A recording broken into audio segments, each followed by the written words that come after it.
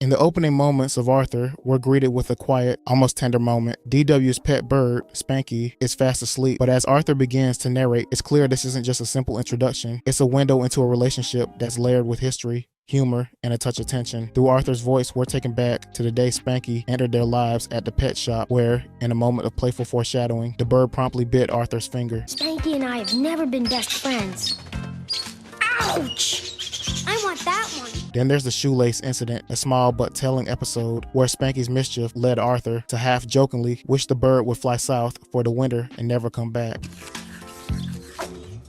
Some days I'd wish he'd go south for the winter and stay there. Beneath the surface of these lighthearted frustrations, there's something more complex at play. Arthur admits to feeling sorry for Spanky at times, especially when DW insists on dressing him up in absurd outfits. Other times I feel sorry for him. It's bad enough being DW's brother. Imagine what it's like being her pet. It's in these moments that we see Arthur's softer side, his empathy peeking through despite the bird's antics. He even confesses that he sorta likes Spanky, but only when the bird's beak is closed and the room is free of his squawking. This nuanced dynamic, tinged with both affection and exasperation, sets the stage for the emotional journey that's about to unfold. I guess I've grown used to him. In fact, I sorta like him. With his beak closed, that is.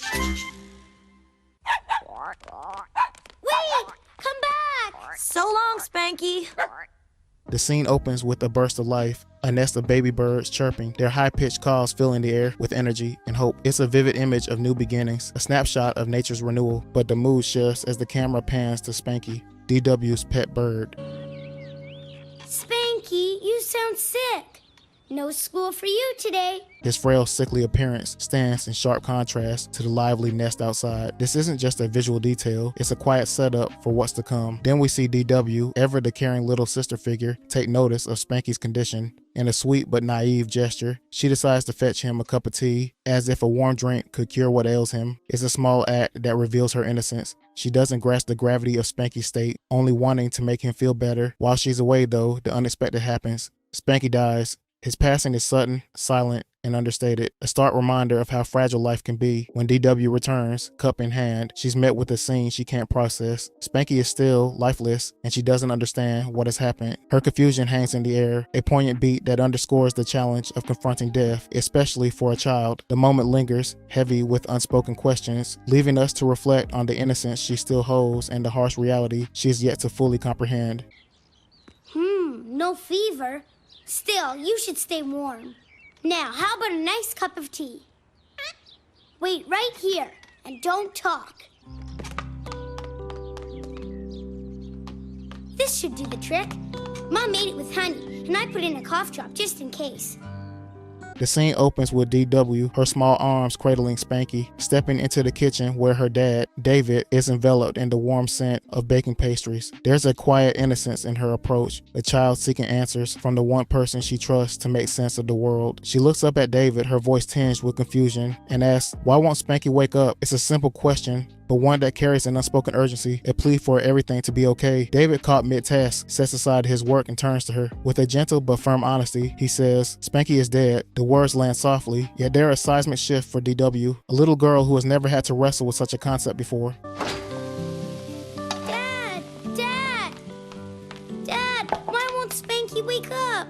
Oh, I think he's dead, honey. But dead isn't a word DW understands. It's not like tired or hungry. It's an enigma, a puzzle she can't piece together. Tilting her head, she asks, when will Spanky stop being dead? Her question is heartbreaking in its purity, revealing a mind that sees death not as an end, but as a temporary state, something Spanky might shake off if she waits long enough. It's a moment that captures the essence of childhood innocence, where the permanence of loss is still unimaginable. Dad?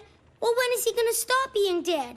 He has to drink his tea. Then Arthur bursts into the scene, his voice breaking the stillness with a blunt, "Did something die?" He's older, more seasoned in the ways of the world, and his question cuts straight to the point. It's a stark contrast to DW's gentle bewilderment, highlighting how age shapes understanding. Where DW sees a mystery, Arthur sees a fact, yet his directness feels almost jarring, a reminder that he's not fully tuned to the fragile emotional space DW occupies. Is something dead? She turns to him, clutching her version of the truth, and says, "Spanky's sleeping and won't wake up." Her words are a shield, a refusal to let go of hope. Then with a quiver in her voice, she asks David, will he ever wake up? up. It's a desperate reach for reassurance, a child begging for someone, anyone, to tell her that this isn't forever. This moment is a delicate dance of perspectives. DW's confusion and denial paint a vivid picture of a child facing her first brush with mortality, while David's calm explanation anchors the scene with parental care. Arthur's blunt intrusion adds tension, underscoring the gap between their grasps of reality. Together, they set the stage for an emotional arc that's as much about understanding loss as it is about growing up. It's a scene that lingers heavy with the weight of what DW doesn't yet know and what she'll soon have to learn. Spanky's sleeping and he won't wake up. Oh. Will he ever wake up, Dad? I'm afraid not, honey.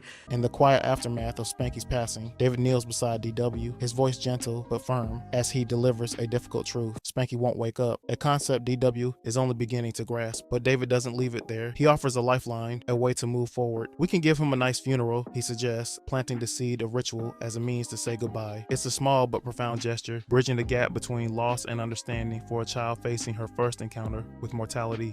Spanky's gone now, but we could give him a nice funeral. But I don't want Spanky to be dead, Daddy.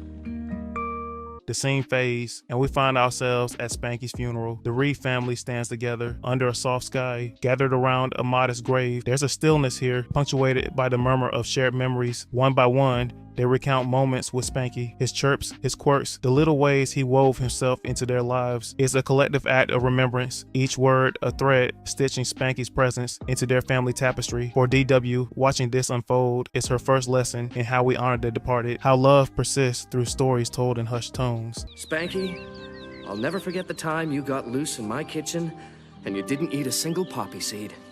Thanks. I'll always remember your beautiful song, Spanky. Gee, Spanky, I'm sorry I told you to shut up so much. And the time when you poked holes in my Bionic Bunny coloring book? I wasn't really angry. I was just pretending to be angry because Buster was there. And when you... Well, I guess what I'm trying to say is, I'm gonna miss you, Spanky. But the group farewell doesn't fully reach the corners of DW's heart. She says she needs to spend some time with Spanky, her voice carrying a quiet resolve. It's a request that speaks volumes, a need for a personal goodbye, a moment unshared with anyone else. She reaches for a can, perhaps an old tin repurposed in the moment, and carefully gathers the flowers the family had laid on Spanky's grave. One by one, she places them inside, her hands deliberate, as if this simple act could hold time still. The flowers, wilted yet cherished, become a keepsake, a tangible piece of Spanky she can cling to when everything else feels out of reach. I think that I'd like to be alone with Spanky for a moment.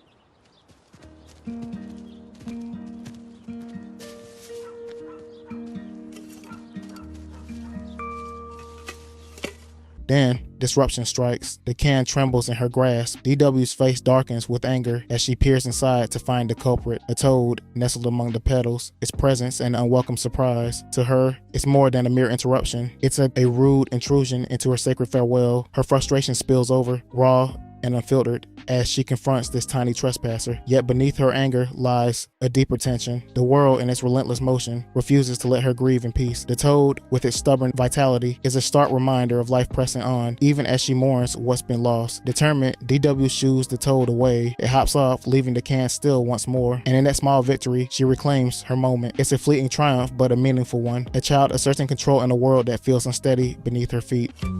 What the? Get out, whoever you are!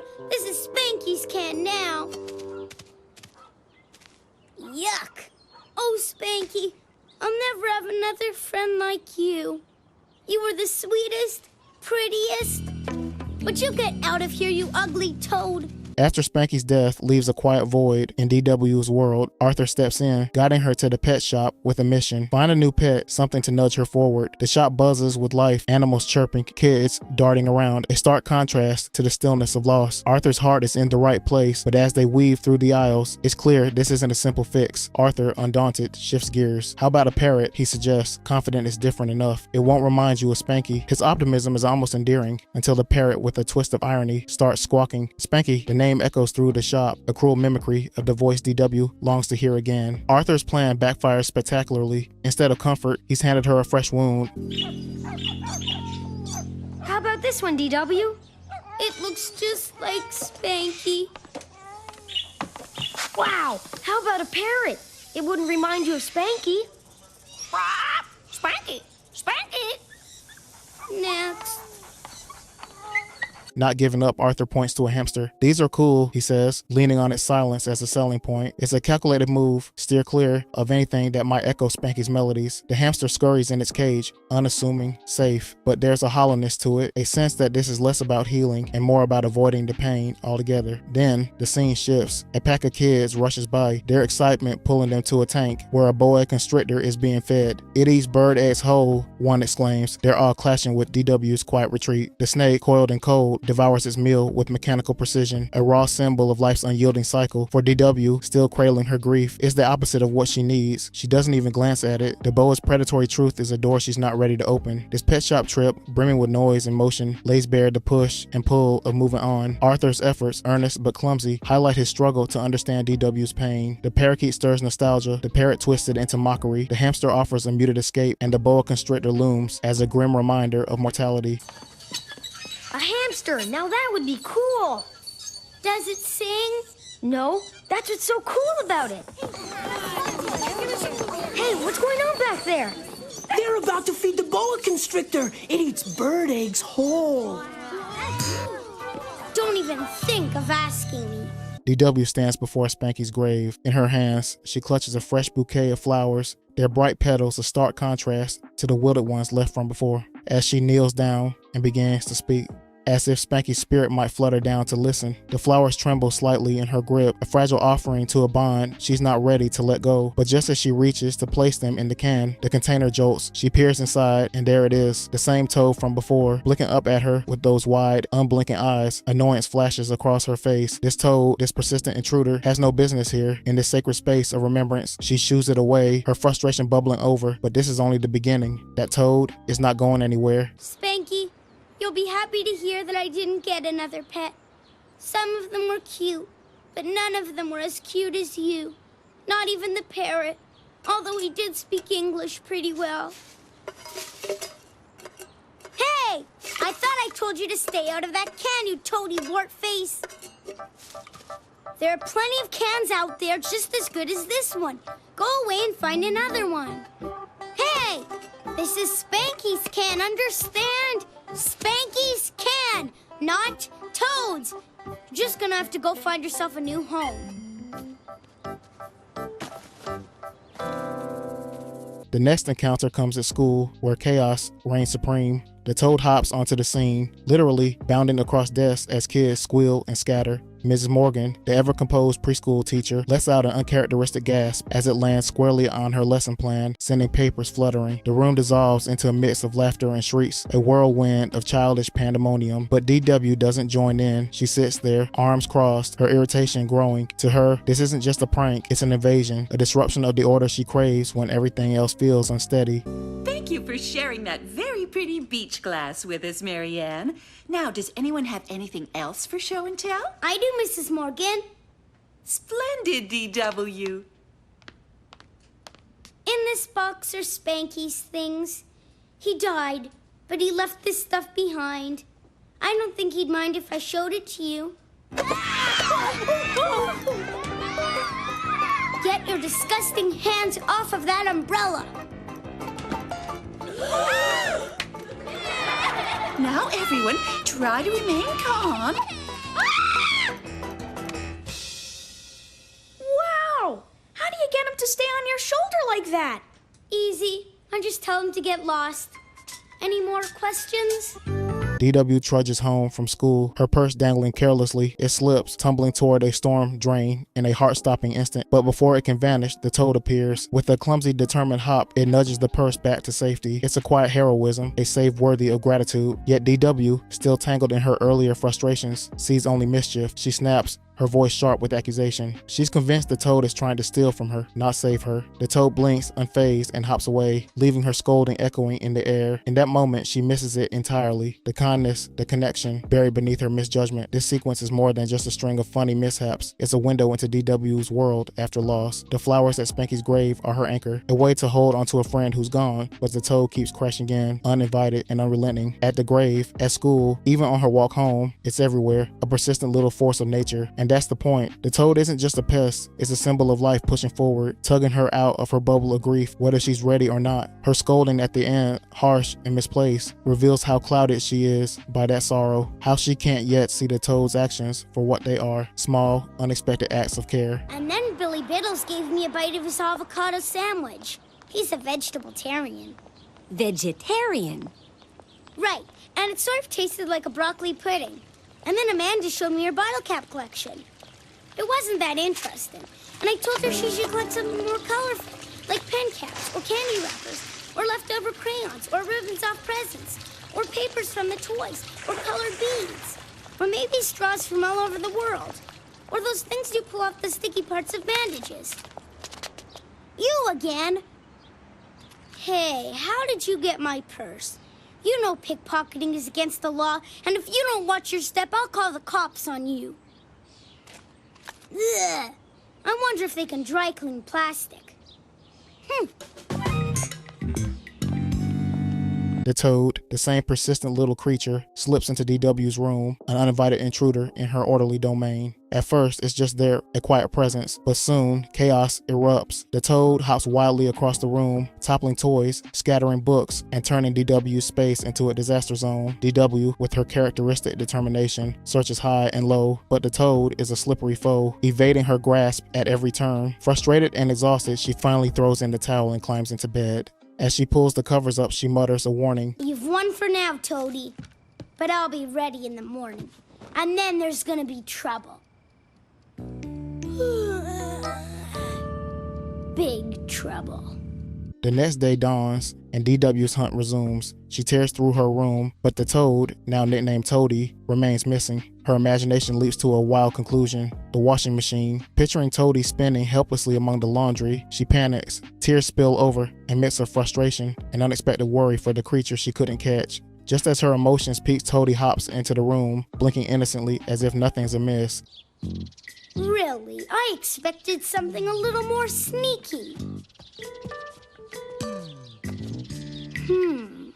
Oh, I know. Hi-ya! Toadie? Toad, you better not be in that can.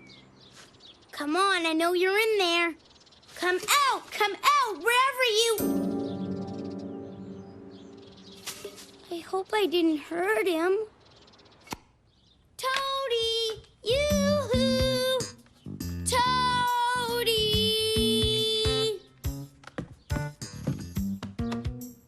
Hey, watch it! Here, Toadie! Here, boy!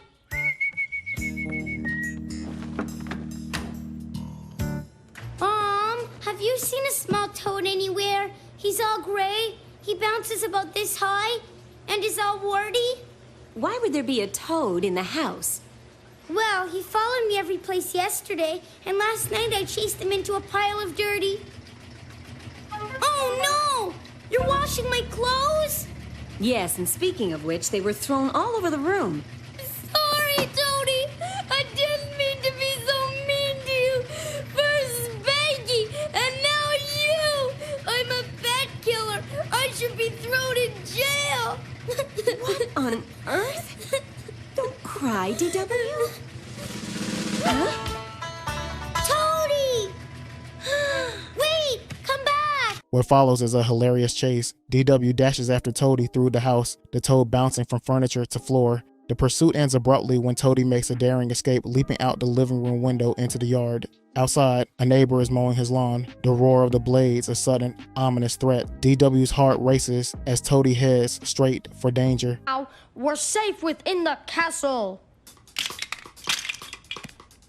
Unless, of course, a giant toad destroys it. Hey! Wait, come back, Toadie. I'll be nice, I promise. Stop the machine! You're going to mow my toad! What? Your toe? My pet! You're going to kill my pet!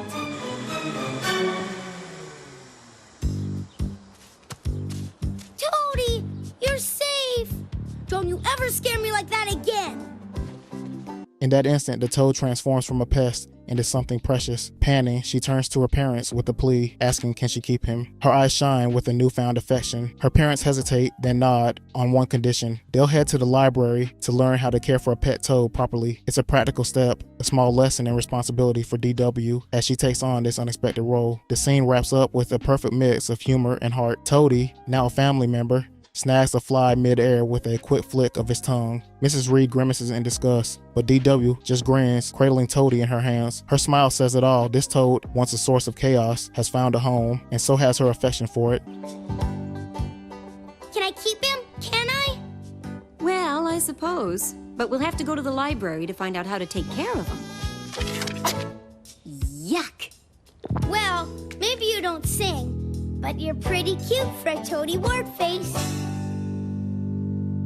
And that brings us to the heart of So Long Spanky, a story that delicately navigates the interplays between loss and renewal. DW's journey begins in the quiet, heartbreaking confusion of Spanky's death, her innocent questions about why her pet bird won't wake up, capturing the rawness of her first brush with mortality. The family steps in with a small funeral and shared memories, offering her a tender framework to process her grief and say goodbye. But it's her unexpected relationship with the toad Toady, initially an unwelcome presence, that truly moves her forward. What starts as reluctance to replace Spanky gradually transforms into a new bond, reflecting the episode's deeper message about emotional resilience. Through this arc, So Long Spanky reveals a bittersweet truth. Loss may leave a lasting mark, but it also opens the door to new connections. DW's story becomes a gentle lesson in adaptation and acceptance, reminding us that even after a painful goodbye, life has a way of ushering in fresh beginnings, sometimes in the most surprising forms.